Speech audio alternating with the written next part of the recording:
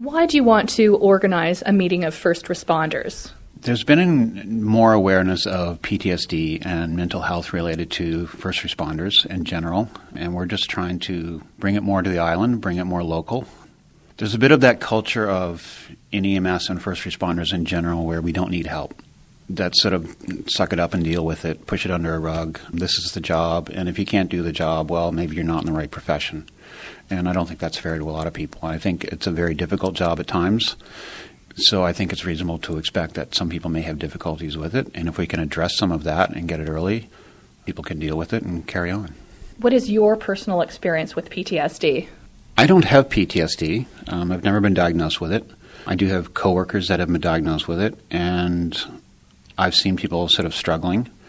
It's difficult to talk about PTSD without talking about mental health, and I do have experience with addictions and mental health myself, so I can relate to that side of it. And I can relate to the misunderstanding and the stigma and the shame that goes with mental health in general, but also PTSD and having difficulties in the workforce. You have colleagues who have been diagnosed? Yeah, and fairly recently. And I suppose that's part of it, in that we're seeing colleagues that have been around a while that you're starting to see are having a bit of difficulty. EMS has grown significantly in the last 10 to 15 years. Like, the changes are incredible. It's much more of a career now than it was before. So I see us getting a lot younger people coming into the profession.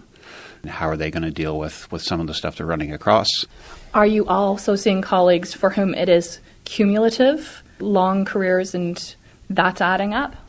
Yeah, and I think that's the general nature of PTSD and critical incident stress, that it is cumulative. It's not very often that it's one significant event that triggers anything. It's that sort of routinely and daily coming across smaller things that may not be critical incident calls, but are significant to the individual because of whatever may have happened in their lifetime. What has been missing for you when it comes to dealing with stress on your job? The biggest thing is we're just trying to get people talking. And critical incident debriefing is a piece of the puzzle, after significant calls.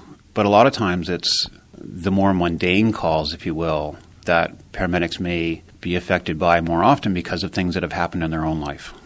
Back to my history of addictions and mental health, and I was suicidal at one point, and I was at work and trying to have a debate with myself as to whether I wanted to end my life or not, and finally came to the conclusion that I did.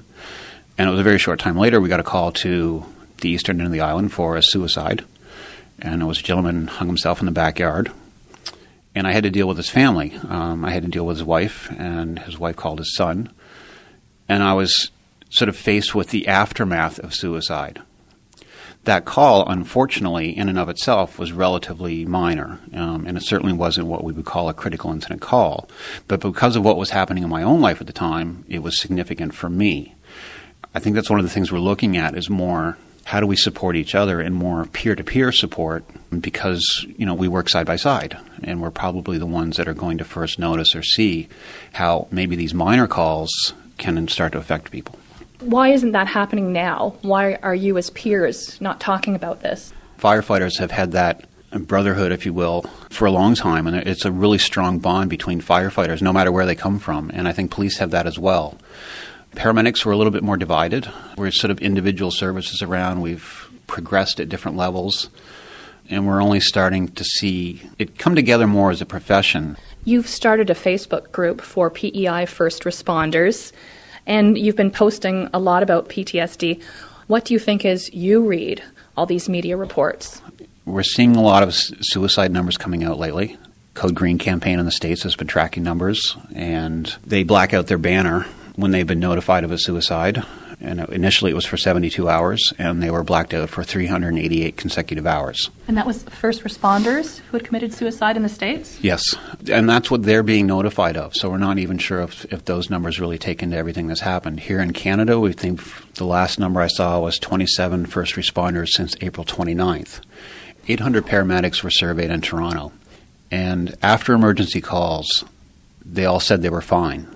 24 hours later, when they were asked again, anonymously, 87% admitted to having experienced some form of critical incident stress after every emergency call. And I would like to see that change. I mean, if 87% of us are all feeling the same way, we shouldn't be scared to speak up to each other. What are you hoping to accomplish with your group? The biggest thing is just to get people talking. We can sit around and we can tell horror stories all day long, and we kind of view it as just sort of part of the job. But when you tell those same stories to people outside of the profession, you realize how significant it is. And I suppose that goes with that sort of stigma of mental health, is we're sort of afraid to speak up and talk about some of these things and how we're going to be viewed. And if we can just give people an avenue, even if it's just listening, and as people feel comfortable speaking up, we start to realize that we're not the only ones feeling this way. At some point, somebody is going to really struggle. We haven't had a suicide amongst paramedics on P.E.I., and I'm hoping we can kind of get in this early enough that we can prevent that, so that when somebody does get to that point, they'll feel comfortable speaking up and asking for help. Who's invited to your meeting? Meetings that we're having will be a monthly meeting, and I think right now it's just going to be paramedics.